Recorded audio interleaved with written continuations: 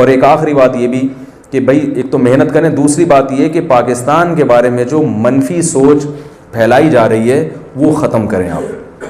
Propaganda फ़ौज के बारे में, एजेंसियों के बारे में, मुल्क के बारे में, बुराइयां हर एक शोबे में हैं, इतने बुरे नहीं है जितना बना के पेश किया गया है, इतने बुरे नहीं। मलेशिया में मेरी डॉक्टर जाकिर नाइक से मुलाकात हुई थी, मैंने उनसे कहा पाकिस्तान क्यों नहीं आते, क्योंकि अभी तो दुनिया में कहीं पाँव यूके ने पाबंदी लगाई हुई है उनके ऊपर और बड़े मसाइल हैं। तो लोगों ने उनको यहाँ से पाकिस्तानी उनको जा जाके बताया कि पाकिस्तान नहीं आना, पाकिस्तान नहीं आना, यहाँ तो कोई भरोसा नहीं है, कुछ भी करके कभी कुछ भी कर ले तो, और आप या तो वहाँ चले जाएं, सऊदीया चले जाएं, या वहाँ चले जाएं, तुर्की चले जाएं, पाकिस्तान नहीं आना। ऐसा पाकिस्तानियों ने डराया हुआ है। लोग तो दावत देते हैं कि यार हमारे यहाँ आओ ना। तो मैं भी इस प्रोपेगेंडे से इतना मुतासर कि मेरी कई घंटे की मीटिंग हुई, मैंने भी उनको मशवरा नहीं दिया कि पाकिस्तान आए, हालांकि मैं सुबह शाम पाकिस्तान करता रहता हूं। मेरी बाद में यहाँ पाकिस्तान में एक बहुत बड़े आलिम से मुलाकात हुई, मैं नाम नहीं बताना चाहता उनका, उनकी तरफ से पाबंदी है। बहुत बड़े आलिम जो बड़ी सियासी बसीरत भी रखते हैं, बड़े मुखलिस हैं।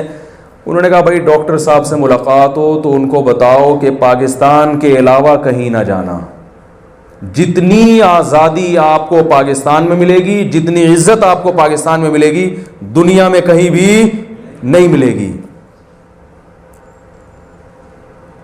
वजह उसकी है कि बहुत सी बातें साफ लफ्जों में नहीं की जाती, ठीक है ना। बहुत सी तरक्की जो होती है ना इंसान को, वो कुछ चीजें गिरवी रख के होती है, ठीक है ना। उन्होंने कहा 1 सेकंड नहीं लगेगा, मलेशिया किसी भी वक्त पॉलिसी चेंज हुई पकड़ के इंडिया के हवाले कर दे। तुर्की में तैयब उर्दुगान इस्लाम का हीरो है मगर स्टेबल नहीं है, 50% चल रहा है मामला। अगर हुकूमत चेंज हुई सारी पॉलिसियां खत्म। पाकिस्तान एक वाहिद मुल्क है।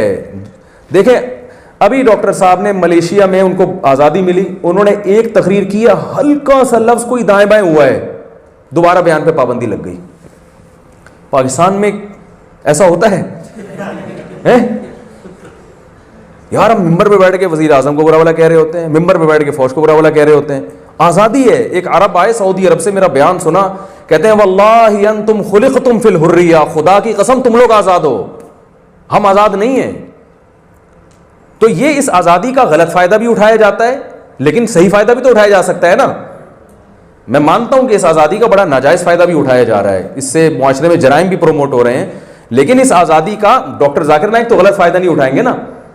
इस वक्त दुनिया में इस्लाम के हवाले से जो पाकिस्तान की वैल्यू है वो पूरी दुनिया में किसी कंट्री की वैल्यू नहीं है। सऊदी अरब अगर बचा हुआ है तो पाकिस्तान की वजह से बचा हुआ है। तुर्की पाकिस्तान की तरफ देख रहा है, सऊदीया पाकिस्तान की तरफ देख रहा है, और पाकिस्तान बहुत सारी चीजें इसमें, ठीक है, चोर उचक्के करप्ट सिस्टम ऐसा है। पाकिस्तान जोग्राफियाई लिहाज से अल्लाह ने बनाया ऐसा दिया है ना कि मजबूर हो गए हैं। जोग्राफियाई लिहाज से पाकिस्तान बना ऐसा दिया गया है, कुदरत की तरफ से, कुछ गॉड गिफ्टेड है ये।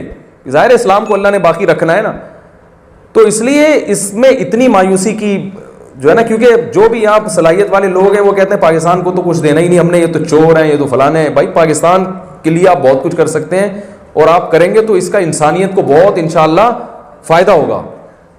तो ये चंद बातें थी जो आपके सामने रखनी थी। अब कोई भी आपको कोई सवाल हो इस बारे में या उसके अलावा कोई भी कुछ भी पूछना हो तो आप बिला तकल्लुफ़ पूछ सकते हैं। भाई कोई रिफ्रेशमेंट का इंतजाम नहीं, कोई थोड़ा सा ब्रेक, थक गए होंगे सुन के।